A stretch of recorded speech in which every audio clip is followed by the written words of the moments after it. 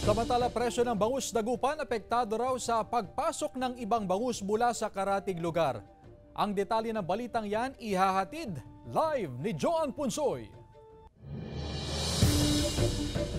Joan?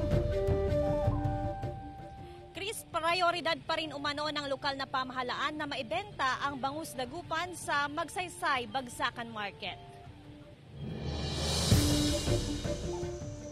Tanging bangus dagupan lamang umano ang binibili ni Rita sa kanyang konsignasyon sa Bagsakan Market sa Dagupan City.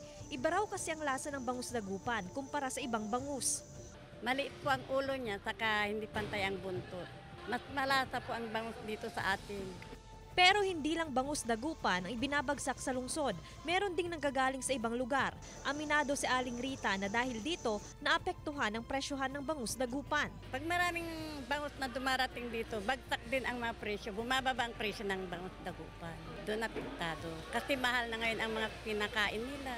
80 banyera lamang ng bangus dagupan ang dumating sa pinagtatrabahuang konsignasyon ni Alan. Kulang daw ito sa dami ng buyer, kaya kumukuha din siya ng supply sa Western Pangasinan.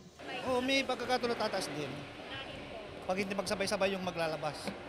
Ang presyo ng bangus ngayon naglalaro sa 120 to 130 pesos ang kada kilo.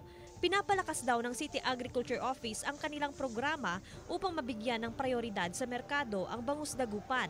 Pinapaigting din ang paglalagay ng tag sa bangus dagupan. Hindi naman daw ipinagbabawal ang pagpasok ng bangus mula sa karating probinsya basta may auxiliary invoice at iba pang legal na dokumento. May ordinansa rin kaugnay sa schedule ng pagpasok ng mga bangus mula sa ibang rehiyon.